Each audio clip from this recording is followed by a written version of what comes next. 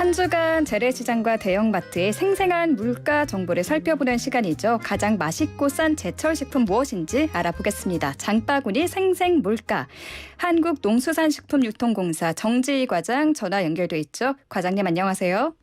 네, 안녕하세요. 이제 장마가 끝이 났다고 하고 본격적인 무더위가 시작될 것 같은데 이런 날씨 속에서 지난주 농산물 가격은 어땠나요? 네, 내일이 중복인데요. 그럼에도 불구하고 지난주보다는 그래도 선선한 날씨입니다. 폭염, 장마 등 날씨의 영향을 많이 받는 채소 가격이 조금씩 내림세로 돌아서고 있습니다.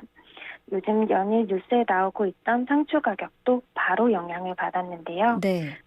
네, 청상추, 적상추 모두 2,200원에서 2,000원대로 조금이나마 내린 모습이에요. 아무래도 잦은 비로 인해 일조 시간이 짧아지면서 농산물 품위 및 상품성이 좋지 않아 상품보다는 중품을 찾아보기가 좀 쉬운 편인데요.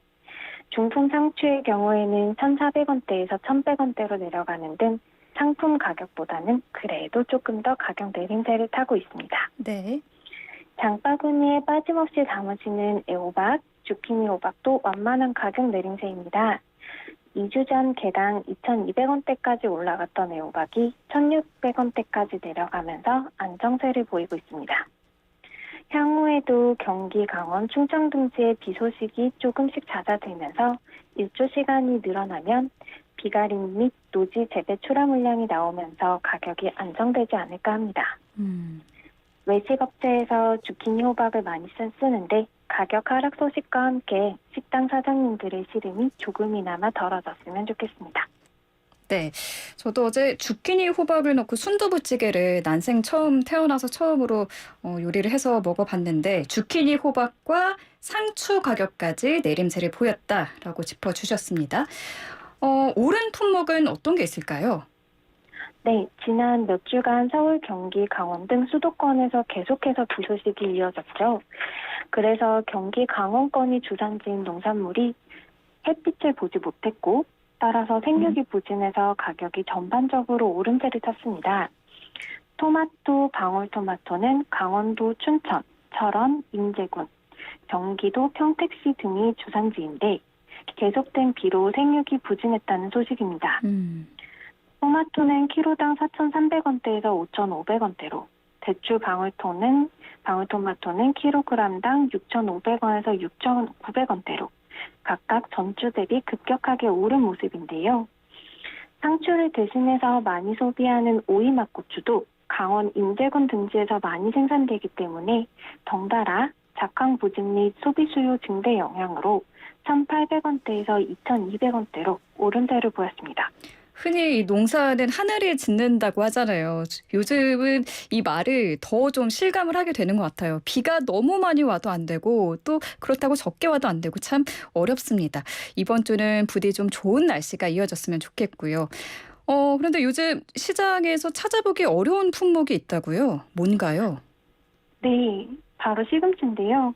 삼색나무로 우리에게 친숙한 시금치는 사실 너무 더워버리면 잘 자라지 못하는 작물입니다. 네. 서늘한 기후에서 잘 자라기 때문인데요. 더운 날씨에는 시금치 이파리가 짓무르기 때문에 상품성이 있는 물건을 찾아보기가 쉽지 않습니다. 대신에 여름철 열기를 내려줄 수 있는 열무 가격이 이번 주 내려갔습니다. 열무 가격은 7월 중순 키로당 5,000원대까지 올라갔었는데요. 지난주 매일매일 조금씩 가격이 내려가 4,400원대로 마무리되었습니다. 시금치 대신에 제철 여름 채소인 열무를 활용해서 열무김치 등 더위를 식혀보시면 어떨까요? 열무를 활용해서 먹을 수 있는 맛있는 음식들 되게 많잖아요. 지금 생각나는 거는 뭐 열무김치도 있고 또 열무 비빔밥도 있고 열무를 추천해 주셨고 또 여름철 식단으로 샐러드 많이 드시는데 샐러드용으로 괜찮은 채소가 있을까요? 네, 아보카도를 추천드립니다. 페루는 세계 2위의 아보카도 생산국인데요. 2019년 9월부터 농립축산검역본부의 수입금지 제외 기준에 근거하여 2020년부터 페루산 생 아보카도의 수입이 가능해졌습니다. 한 페루 FTA에 따라 수입 관세 0%로 수입이 가능한데요. 기존 미국산 아보카도보다 합리적인 가격에 수입이 가능해졌습니다. 최근 대형마트 등지에서 아보카도 할인 행사 등을 병행하면서 개당 990원도 찾아볼 수 있는 등 가격이 많이 낮아졌으니 식단에 참고하셔도 좋겠습니다.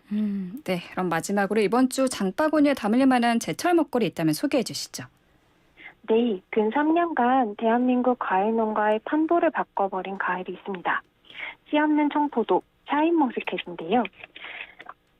수출 효자 품목으로 우뚝 선 것도 부족해 씨가 없는 간편함과 망고 맛의 엄청난 당도로 우리나라와 전 세계인의 입맛을 사로잡아 버렸죠. 기존 캠벨, 머루 등의 포도 농가뿐만 아니라 복숭아, 사과, 배 등 과수 농가들도 샤인머스켓으로 작목을 아예 전환했다는 이야기가 심심찮게 들려옵니다. 그 결과 샤인머스켓의 재배 면적은 최근 5년 새 15배가 늘어났는데요. 2020년까지만 해도 포도계 재배 면적 3위였지만 작년인 2021년 거봉을 제치고 재배 면적 2위로 올라선 데 이어 올해는 전통적인 포도인 캠벨보다 재배 면적이 넓을 전망입니다. 2016년 샤인머스켓 재배 면적이 278헥타르 정도였는데 금년도 5,192헥타르로 늘어난다고 하니 대단하죠. 본래 9월 이후에 나와서 사시사철 저장에서 연중 출하되는 샤인머스켓이 7월부터 시장에 적잖이 보이기 시작했습니다. 조금은 이른감이 있지만 달달하고 아삭아삭한 샤인머스켓으로 한 주를 시작해 보시면 어떨까요? 처음에 이 샤인머스켓이 나왔을 때는 가격도 굉장히 비쌌었는데 이번 주에 샤인머스켓 사서 먹어봐야겠습니다. 그렇다면 샤인머스켓 말고 다른 포도 동향은 어떤가요? 그래도 포도라고 하면 아무래도 샤인머스켓보다는 보라색의 씨가 있는 캠벨 얼리라는 품종이 가장 대표적으로 떠오르실 것 같습니다. 클래식의 명성이 어딜 가지 않듯 아직도 보라색 포도를 찾으시는 분들이 상당히 많은데요.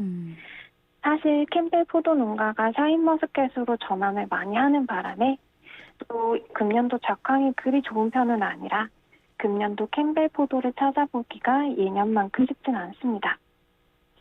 또한 저장성이 좋은 샤인머스켓과는 다르게 캠벨 포도는 제철에만 짧게 두어 달 정도 만나볼 수 있기 때문에 샤인머스켓도 좋지만 캠벨 포도를 이번 주 장바구니에 담는 것도 꽤 괜찮은 선택이 될 것 같습니다. 네, 캠벨 포도 추천해 주셨습니다. 오늘도 좋은 정보 감사합니다.